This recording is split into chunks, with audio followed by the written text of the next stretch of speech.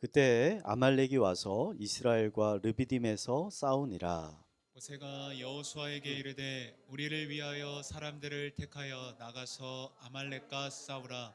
내일 내가 하나님의 지팡이를 손에 잡고 산 꼭대기에 서리라. 여호수아가 모세의 말대로 행하여 아말렉과 싸우고 모세와 아론과 훌은 산 꼭대기에 올라가서 모세가 손을 들면 이스라엘이 이기고 손을 내리면 아말렉이 이기더니 모세의 팔이 피곤함에 그들이 돌을 가져다가 모세의 아래에 놓아 그가 그 위에 앉게 하고 아론과 훌이 한 사람은 이쪽에서 한 사람은 저쪽에서 모세의 손을 붙들어 올렸더니 그 손이 해가 지도록 내려오지 아니한지라.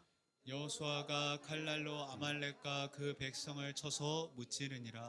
여호와께서 모세에게 이르시되 이것을 책에 기록하여 기념하게 하고 여호수아의 귀에 외워 들리라. 내가 아말렉을 없이하여 천하에서 기억도 못하게 하리라. 모세가 제단을 쌓고 그 이름을 여호와 니시라 하고 함께 읽겠습니다. 이르되 여호와께서 맹세하시기를 여호와가 아말렉과 더불어 대대로 싸우리라 하셨다 하였더라. 아멘. 아멘. 오늘 이 출애굽기에 기록된 지금 아말렉 족속과의 전쟁은 이스라엘에게 있어서 매우 중요한 의미를 가진 전쟁이라고 할 수 있습니다. 왜냐하면 이 전쟁은 이스라엘 민족에게 있어서 첫 번째 전쟁이었기 때문입니다. 애굽에서 탈출하기 전까지 이스라엘 백성들은 숫자는 많았지만 그들이 나라는 아니었고 노예였을 뿐입니다. 그래서 한 나라와 직접적으로 전쟁을 해본 적이 한 번도 없습니다. 홍해에서 애굽의 이제 강력한 전차 부대를 물리친 적은 있는데 그 이스라엘 백성들이 직접 싸워서 물리친 것은 아니고 하나님께서 놀라운 방법으로 그를 물리쳐 주셨던 거죠. 그러므로 이 아말렉 족속과의 지금 일어나는 이 전쟁은 이스라엘 민족에게 첫 번째 전쟁이었다. 동시에 앞으로의 운명을 결정지을 수 있는 매우 중요한 전쟁이었다는 겁니다. 만약에 이스라엘이 이 전쟁에서 패하게 되면 어떻게 될까? 아마도 이 가나안 주변에 있는 국가들도 이스라엘 별거 아니네. 우리들도 얼마든지 싸워서 이길 수 있겠구나. 라는 마음을 가지고 이스라엘을 공격하게 될 것이고 이스라엘은 아마 가나안 땅에 도착하기도 전에 광야에서 모두 전멸할 수 있었을 것입니다. 그래서 이 전쟁은요, 반드시 이겨야 되는 전쟁이었습니다. 오늘 출애굽기에 기록된 이 아말렉 족속과의 전쟁이 여러분 기독교인이 이 세상에서 살아가는 동안 경험하게 되는 이 수많은 전쟁에 관한 저는 중요한 원리들, 그 메시지를 우리에게 가르쳐 주고 있다라고 생각이 됩니다. 그래서 저는 오늘 이 설교를 통해서 그 중요한 몇 가지 원리들을 여러분들과 함께 나눠보려고 하는데 오늘 말씀을 통해서 이스라엘과 같이 영적 전쟁에서 승리하는 성도님들이 되시기를 축원을 드리겠습니다. 우리 함께 옆에 분에게 권면합시다. 전쟁에서 승리합시다. 여러분. 네. 좀 표정은 굉장히 질 것 같은. 네. 오늘 말씀을 통해서 우리가 배울 수 있는 첫 번째 원리는요. 여러분 전쟁은요. 종종 우리가 은혜를 누리고 있는 가운데 찾아온다는 겁니다. 여러분 애굽을 떠나서 그 오랜 시간 동안 광야를 지나온 이스라엘 백성들이 어디에 도착했냐면 르비딤이라는 곳에 도착했습니다. 근데 백성들이 르비딤에서 물을 얻을 수가 없었어요. 거기 오아시스가 없었던 것 같아요. 여러분 광야에서 물처럼 귀한 게 없습니다. 사람이 여러분 음식 없이 얼마나 살 수 있냐면 대략 의학적으로 40일은 살 수 있다라고 합니다.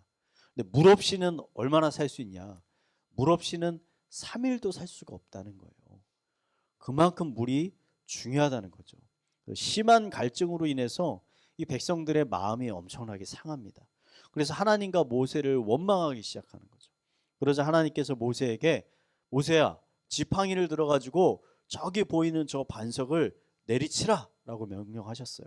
그래서 모세가 그 순종해서 반석을 지팡이로 딱 치니까 놀랍게 반석에서 엄청난 물이 흘러나오기 시작한 거죠. 얼마나 많은 물이 나왔냐면 말씀을 보니까 200만 명이나 되는 백성들이 다 마시고 가축까지도 충분히 마실 수 있을 만한 어마어마하게 많은 물이 나왔다는 거예요. 광야에서 금보다 귀한 더 물을 얻게 되니까 이스라엘 백성들이 너무나 기뻐서 이 놀라운 은혜를 주신 하나님을 찬양하고 예배하기 시작했던 겁니다. 바로 이때 아말렉 족속이 갑자기 나타나서 이스라엘을 공격하기 시작했다는 거죠. 여러분, 아말렉 족속은 어떤 족속이냐?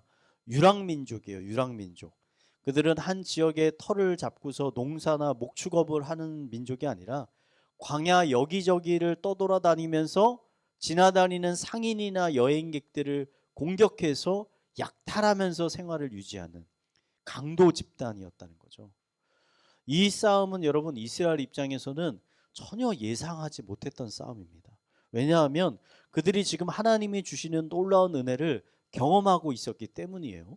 여러분, 하나님은 더운 낮에는 구름 기둥으로, 추운 밤에는 불 기둥으로 백성들과 함께 하셨죠.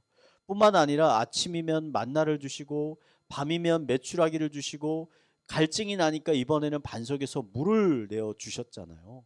여러분, 아마 인류 역사상 이렇게 많이 하나님의 신비로운 도우심을 경험한 사람들은 없었을 겁니다.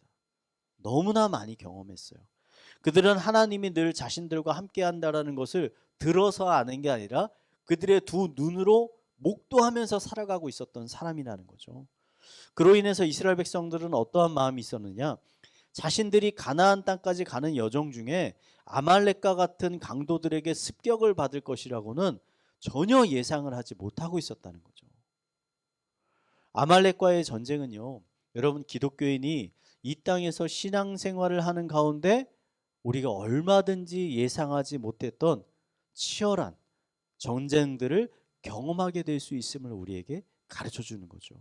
특히 이러한 예상치 못한 전쟁은 언제 일어나느냐? 종종 하나님이 주신 축복을 누리고 있는 가운데 오는 경우가 많다. 특히 하나님의 은혜로 삶이 평탄해져서 큰 근심과 염려가 없을 때 이러한 시험과 유혹이 우리에게 찾아온다는 겁니다. 여러분, 성경에 그러한 예들이 무수히 많이 있습니다. 여러분, 예수님의 제자들이 예수님을 언제 버리고 도망간지 아십니까?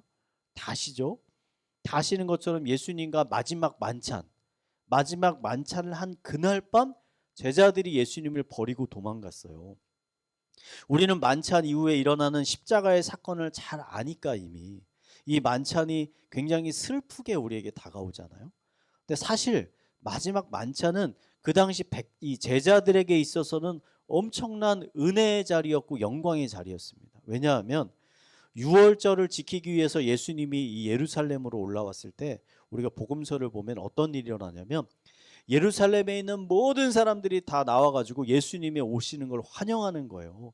자신들의 겉옷을 던져서 그 바닥에 깔면서 예수님을 향해서 뭐라고 외치냐면 웰컴 웰컴, 다윗의 후손으로 오시는 주여, 이렇게 외쳤거든요.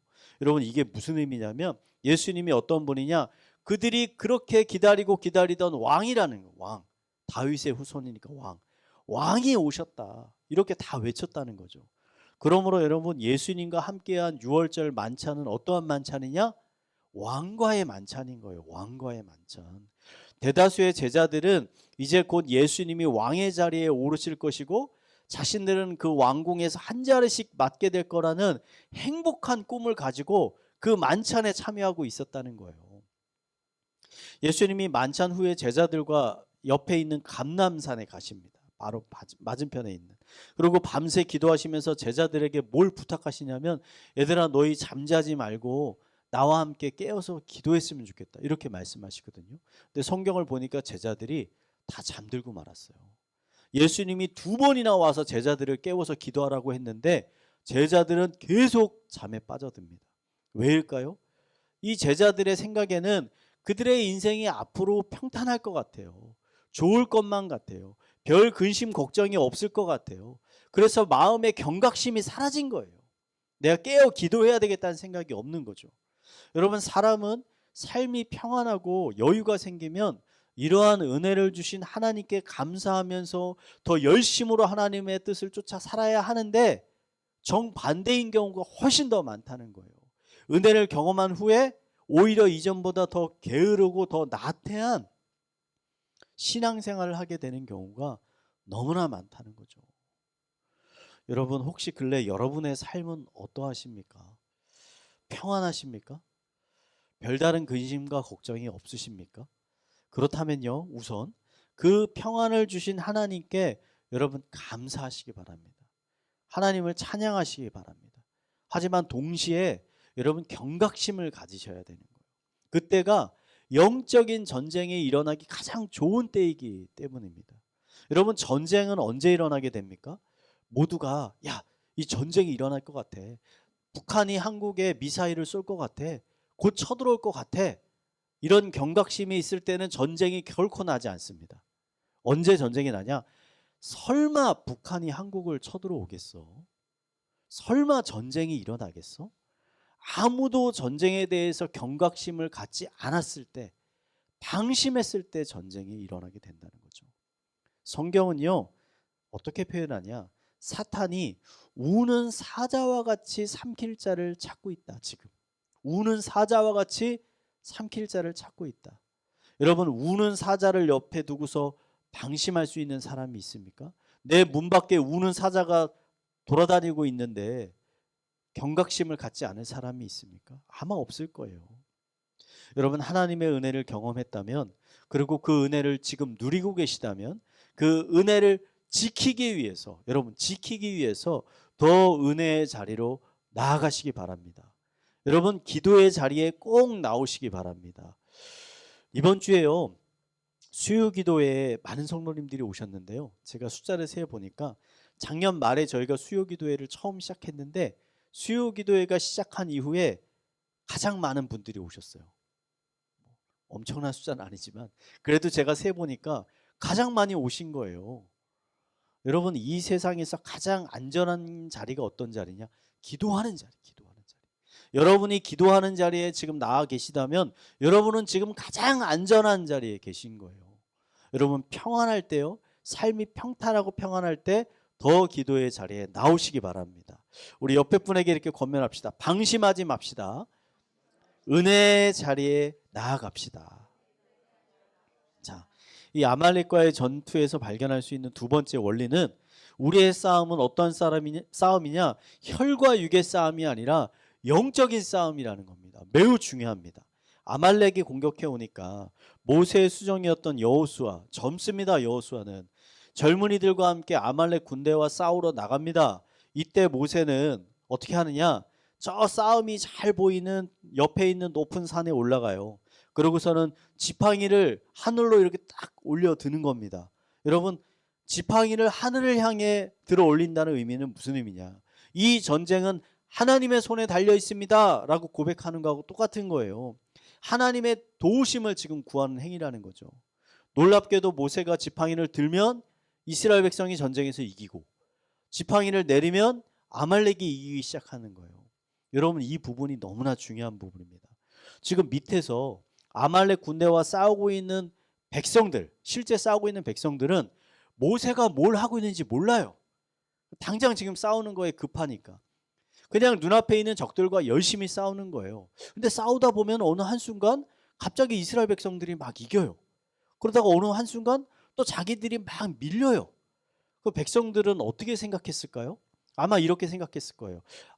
자신들이 좀 더 힘을 내서 용기를 내서 싸우면 자기가 이기고, 내가 좀 힘이 빠져서 물러서면 우리가 지나 보다. 우리가 좀 더 열심히 싸우자. 이런 생각을 했을 거잖아요. 그런데 이게 바로 여러분 사람의 시각이라는 거예요. 사람의 시각. 바로 눈앞에 있는 적들만 바라보고 있는 거예요. 이게 영화의 카메라 앵글로 비교하자면 이 카메라가 어디를 비추고 있는 거냐면 지금 싸우고 있는 병사들의 모습만 딱 비추고 있는 거예요. 그런데 이 카메라 앵글을 좀 넓히기 시작해 보세요. 쭉 넓혀지기 시작하면서 카메라 화면에 저 멀리 산 꼭대기에서 지팡이를 들고 있는 모세가 보이기 시작합니다. 그리고 모세의 지팡이가 올라가면 갑자기 이스라엘이 이기고, 모세의 지팡이가 내려가면 이스라엘이 지기 시작하는 거예요. 여러분, 이 시각이 누구의 시각입니까? 이게 하나님의 시각인 거예요. 사람의 시각으로 보면 전쟁의 승패는 용사들의 용맹에 달려 있는 것 같아요. 하지만 하나님의 시각으로 보면 전쟁의 승패는 누구에게 달려 있습니까? 하나님께 달려 있는 거예요. 하나님의 도우심에 달려 있는 거죠. 여러분, 우리 기독교인의 싸움이 이러하다는 겁니다. 우리가 실생활에서 경험하는 수많은 싸움의 승패는 우리의 능력에 달려 있는 것이 아니라 하나님의 도우심에 달려 있다는 거예요. 아멘이십니까? 이 시간 잠시 제가 근래 한 성도님이 직접 겪은 사건을 한번 나누고 싶습니다. 이 성도님은 작년부터 학교에서 치료 실습을 하고 있어요. 근데 이분이 지금 현재 임신 중이기 때문에 이 실습을 하루빨리 마치고 싶었어요. 배가 무거워지니까. 그런데 함께 실습을 하고 있는 이 파트너는 생각이 전혀 다른 거예요. 이 파트너는 되도록이면 더 오랫동안 실습을 하고 싶은 거예요. 경험을 쌓고 싶으니까. 담당 교수도 새로운 실습생이 올 때까지 오히려 기간을 더 연장해 가지고 실습을 하라고 강한 압박을 주는 겁니다. 그러니까 이 성도님이 이거로 너무나 큰 스트레스를 받는 거예요. 이러다가 내 뱃속에 있는 아기에게 안 좋은 영향이 있지는 않을까? 염려가 되기 시작하는 거죠. 그래서 자신의 파트너에게 사정하는 겁니다. 내가 이렇게 힘드니까 우리 조금이라도 좀 빨리 끝나면 안 됩니까? 하니까 이 파트너가 오히려 주변 사람들에게 이상한 소문을 내가지고 이 성도가 굉장히 불성실하게 실습을 하고 있다라는 식으로 비난을 한 거예요. 여러분이라면 이때 어떻게 하시겠습니까? 같이 실습하고 있는 이 파트너를 어떻게든 설득해가지고 좀 빨리 끝내려고 할까요? 아니면 학교 행정실이나 교수님을 찾아가서 자신의 사정을 계속 애원하면서 좀 어떻게 좀 사정을 봐달라고 사정을 하겠습니까? 어떠한 일이든 할 수 있겠죠. 근데 이 성도님이 이런 생각이 들었답니다. 이 문제를 해결할 것은 사람이 아니다. 이거 하나님이 해결해 주셔야 된다. 생각이 들었다는 거예요. 그래서 사람한테 가서 사정하지 않고 오히려 주변에 있는 분들에게 중보 기도를 부탁했어요. 제발 이 문제를 위해서 기도해 달라고. 저한테도 부탁해서 제가 열심으로 기도했습니다. 딱 일주일이 지났어요. 일주일 동안 이 성도가 한 건 기도밖에 없어요. 사람을 찾아가지 않았어요. 놀라운 소식을 전해왔어요. 계속 완강한 태도를 보이던 담당 교수님이 갑자기 마음이 180도 바뀐 거예요. 이분을 찾아가지도 않았는데 갑자기 180도 바뀌어서 실습을 1월 안으로 끝낼 수 있도록 모든 것들을 조정해 줬다는 거예요. 이 교수님이. 그래서 결국은 지금 1월 안에 거의 이게 마무리가 다 끝났다고 합니다. 할렐루야. 아멘이죠. 여러분, 거인 골리앗과 싸우기 위해서 나서던 다윗이요 이렇게 선포합니다. 우리 사무엘상 17장 47절인데 유명한 말씀이니까 한번 읽어보겠습니다. 읽겠습니다. 시작. 또 여호와의 구원하심이 칼과 창에 있지 아니함을 이 무리에게 알게 하리라. 전쟁은 여호와께 속한 것인즉 그가 너희를 우리 손에 넘기시리라. 여러분, 우리의 구원은요 칼과 창에 있지 아니하고 여호와께 있습니다. 전쟁의 승패는 우리에게 속한 것이 아니라 하나님께 속해 있습니다. 이 사실을 믿으십니까? 여러분, 이 사실을 여러분이 믿으신다면 더욱더 기도의 자리에 나오셔야 돼요. 은혜 가운데서도 하나님을 찾으시고 어려움 가운데서는 곱절로 하나님을 찾으시기 바랍니다. 골방의 기도를 시작하시고요. 여러분, 수요 기도에 더 많이 나오시기 바랍니다. 우리 옆에 분에게 고백합시다. 전쟁은 하나님께 속해 있습니다. 자, 아말렉과의 전투에서 발견할 수 있는 마지막 세 번째 원리는요. 우리의 싸움은 우리 홀로 싸우는 싸움이 아니라 함께 싸우는 싸움이다. 함께. 모세는 자신이 가진 모든 힘을 사용해서 이 지팡이를 들어 올렸습니다. 근데 얼마 지나지 않아서 그의 손이 내려오기 시작하는 거예요. 왜냐? 여러분, 이때 모세의 나이가 몇 살입니까? 80세입니다. 80세. 여러분, 모세는 이미 노인이에요. 이 노인이 햇빛이 쨍쨍 내리쬐는 광야에서 그 무거운 지팡이를 얼마나 혼자 들고 있을 수 있겠습니까? 아마 10분, 20분이라고 들고 수 있으면 대단한 거예요. 그건. 여러분도 혹시 학창 시절에 그 단체 벌 같은 거 쓰잖아요. 저 많이 서봤는데요. 이 책상 위에 올라가서 의자 들고서 있어 본 적 많으시죠? 요새는 그런 체벌이 안 되나요? 저희 시절만 해도 단체로 책상 위에 올라가서 무릎 꿇고 의자를 이렇게 들고 있던 경험들이 많거든요. 여러분, 한 2, 30분만 들고 있어도 정말 죽을 것 같습니다. 죽을 것 같아. 다시는 그런 잘못을 하지 말아야지. 이런 생각이 들거든요. 여러분, 늙은 모세가 지팡이를 드는 것은 10대 이 청소년들이 의자를 드는 것보다 훨씬 더 힘든 일이었을 거예요. 그래서 모세의 지팡이가 내려가니까 이 모습을 보고 있던 이 아론과 홀이 돌을 하나 가져다가 모세의 의자로 삼습니다. 앉게 하고 그 옆에 자신들이 한쪽 팔씩을 딱 잡아주는 거죠. 그래서 지팡이가 내려오지 못하게 같이 들어주는 겁니다. 그래서 오늘 말씀 보니까 지팡이가 해가 지도록 내려오지 않았다라고 성경이 기록해요. 여러분, 이게 말해주는 게 뭡니까? 우리의 싸움은 혼자 싸우는 싸움이 아니라 함께 싸우는 싸움이다. 이거 보여주잖아요. 여호수아는 직접 칼을 들고서 말을 타고 아말렉과 싸웠습니다. 모세는 산에 올라가 전쟁에 이기게 해달라고 하나님께 간절히 기도하는 거죠. 아론과 훌은 그 모세가 쓰러지지 않도록 양 옆에서 그를 부축하면서 그를 도왔다는 겁니다. 모든 사람들이 각자의 자리에서 아말렉과의 전투를 하였고, 그 결과 이스라엘이 그 역사상 첫 번째 전투에서 이 악랄한 약탈자였던 아말렉을 큰 승리할 수 있었다는 거죠. 전도서 4장에는 이런 말씀이 있습니다. 4장 10절 한번 읽어보겠습니다. 시작. 혹시 그들이 넘어지면 하나가 그 동물을 붙들어 일으키려니와 홀로 있어 넘어지고 붙들어 일으킬 자가 없는 자에게는 화가 있으리라. 아멘. 여러분, 지금 이 말씀이 경고의 말씀이잖아요. 뭘 경고합니까? 사람은 아무리 뛰어난 사람이라도, 아무리 영성이 충만한 사람이라도, 지식이 많은 사람이라도, 능력이 많은 사람이라도 누구나 넘어질 때가 온다는 거예요. 약한 사람만 넘어지는 게 아니라 강한 사람도 넘어질 때가 온다는 거예요. 그래서 우리가 넘어졌을 때 우리 옆에 우리를 일으켜줄 사람이 반드시 필요하다는 말씀이지 않습니까? 일본 역사 교과서에 재미있는 이야기가 하나 실려져 있습니다. 일본의 영주였던 모리 모토나리라는 사람이 자신이 이제 나이가 들어 죽을 때가 됐어요. 그래서 자신의 3명의 아들이 있었는데 이 아들들을 불러 모았습니다. 근데 이 아들들은 모두 다 용맹한 사람들이었습니다. 근데 각기 개성과 성격이 강해서 늘 형제들 간의 다툼이 끊이지 않았어요.